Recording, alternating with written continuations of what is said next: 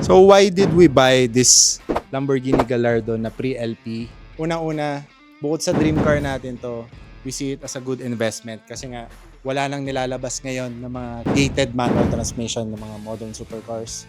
So having this na very rare sa Pinas, pati rin sa buong mundo, na I think aangat siya ngayon sa value dahil classic cars, modern classics like this are going up now in value. So isa sa mga reason ba't natin binili to, it has a gated manual transmission. So limited lang yung pre-produce ni Lamborghini niyan, and we think yung mga gantong kotse ngayon, dahil yung mga edad ko may mayroon ng pambili.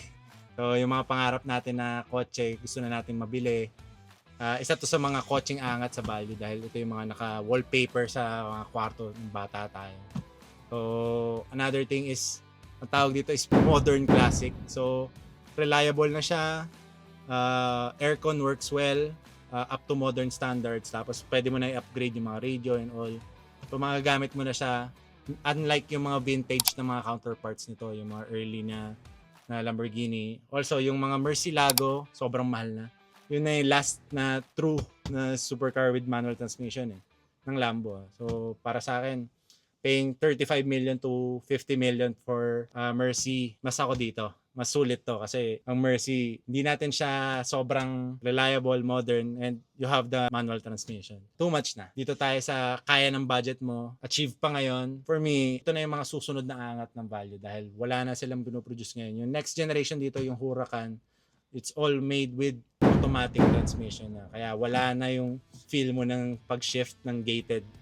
So yung mga classic na Lamborghini na ganito, ito na yung ngayong in sa mga global influencer katulad ng mga Kardashian. Nung nakaraan nag-post siya with the classic Ferrari, diba? So kasi yung mga modern ngayon, everyone can buy. Yung mga successful na people, bili lang sila ng bili ng mga modern cars. You see it sa mga car meets and yung mga social na mga lugar lalo sa ibang bansa. Common na common yun. Pero it's uncommon na makakita ng modern classic na ganito. Tapos, i-flex nung kung sino man yung bumili sa kanya, di ba? So, para sa akin, mas mas tumatatak and mas maganda yung appeal niya. Unlike yung modern cars na you can just buy it if you have money. Ito, kahit may pera ka, ang hirap maghanap. Another pa, ang hirap i-maintain. So, if you're driving one, ang ganda niya. If you're driving a car like this at this time, at this year, sobrang iba yung dating. You're one of the few na meron ito. Kaya sarap din. Lalo na pagka dinadala natin ng malayo, dinadrive natin yung Lambo natin.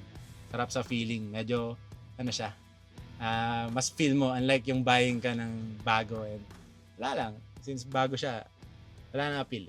Mas ma-appeal sa akin yung classic. So, isa sa mga reason ba't gustong-gusto natin tong Gallardo natin, kaya natin siya binili, at kaya dalawa na sila dito, is yung engine. So, it has a 5.0 V10 engine. So, pagka binara mo habang sinishift mo yung gated manual transmission, iba yung tunog niya. Sobrang tinis, para kung F1 car. So ito, upgraded na yung exhaust. Ito, stock. So pareho naman sila. Ang ganda ng tunog. For me, sobrang sarap sa pakiramdam. Hindi kayang ibigay ng modern cars for me na matic. Diba yung ikaw yung nag-shift. You're the one making the engine roar. So another thing, kaya ako siya binili, ito na yung final na gustong-gusto ko dito, is yung body niya. So, very, very timeless and sexy nung katawan. So, you don't get it in cars nowadays. So, yung mga lines na ganito, para sa akin, siya, timeless. Sobrang masterpiece and artwork siya. Rolling artwork, kumbaga.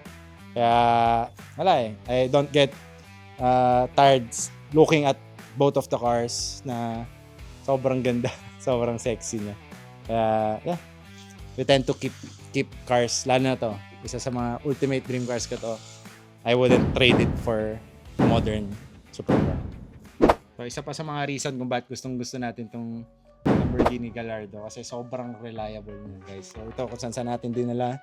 Pinapahiram din natin siya kay Utol. Dinala niya one time sa Subic. Dinala niya na rin sa R33 na racetrack. Kumbaga wala siyang headache, walang problema. You can use it. So, I think if I bought an older car, so kahit yung mga mas mahal na old cars, hindi siya magiging ganun ka-reliable.